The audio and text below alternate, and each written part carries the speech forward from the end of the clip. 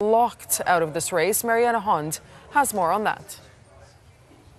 Just two names on the ballot paper, two men vying for Egypt's presidency. Now, in a country of more than 55 million eligible voters, you might think there'd be a few more candidates. Well, it's not for a lack of trying. Over the last few months, every other potential challenger for the presidency has either been detained, disqualified, or forced to abandon their campaigns completely. So who's in and who's out? First up, Sami Anan. Now, we're talking top brass Egyptian military here, a retired lieutenant general, a former army chief of staff. He announced his candidacy in a recorded video. He also happened to mention he had information on government corruption. He was arrested soon after, the army accusing him of not getting proper permission to run and forging documents. Another candidate, another arrest, this time Abdelmonem Abdel Fattah, a leading opposition figure who ran in the 2012 race. He was accused of ties to the outlawed Muslim Brotherhood. Ahmed Shafiq's campaign was short-lived. A former prime minister with links to the military, he was deported from the United Arab Emirates, where he'd been living in exile. He was then detained in Egypt. He subsequently pulled out of the race. Opposition leader and human rights lawyer Khalid Ali didn't stay in the campaign for long either. He said he came up against frequent obstacles. When he withdrew, he said his supporters had been harassed and arrested. Another to enter the race and pull out was Mohammed Anwar Sadat, the nephew of Egypt's assassinated president Anwar Sadat. He also cited a climate of fear for his withdrawal. And then there's Army Colonel Ahmed Konsowa. Serving members of the military aren't allowed to run for the presidency. Konsowa says he'd tried to resign for years, but had been rejected each time. When he did put his hand up to run, he was given 6 years in prison for what officials called actions that undermined the military system. The only man to stand against President Sisi is Musa Mustafa Musa, an openly pro-Sisi politician who, until the day before he registered to run, was part of the campaign to get Sisi re-elected. His name on the ballot paper means Sisi at least has some competition. International rights groups have called this election a farce. As it stands, the outcome looks likely to favour the incumbent president.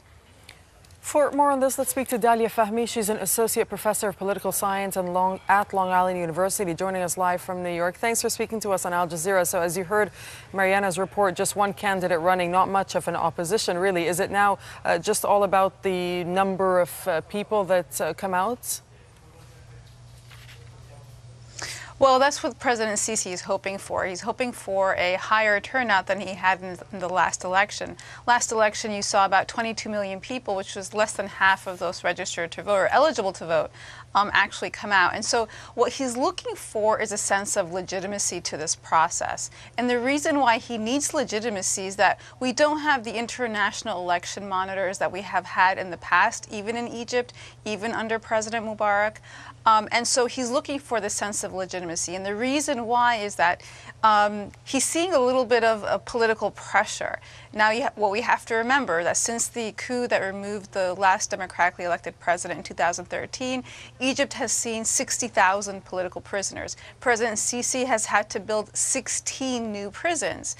There have been 830 cases reported of torture, 240 disappeared persons. We've seen that 15,000 civilians have been tried in military courts, 150 of them children. We've seen the closure of NGOs, the closure of or blocking of 434 independent websites. And so with this closure of political space and this seeming lack of window trappings, even of this semblance of what should be a democratic process, he's looking for a sense of legitimacy. And the only place he has that now is that he gets some kind of minimal turnout. Will it be easy to get an accurate account of the numbers? Or we'll get that.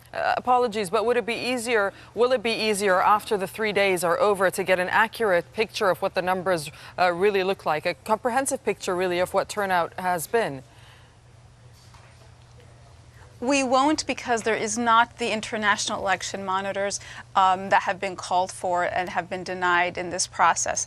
Even under President Mubarak, we have seen international election monitors kind of certify elections. Now, the interesting thing is that for the United States, we see that there has been some kind of pressure. For example, just on Friday, Senator Menendez and Senator Rubio put out a joint statement, a resolution calling for these elections to be freer and fairer.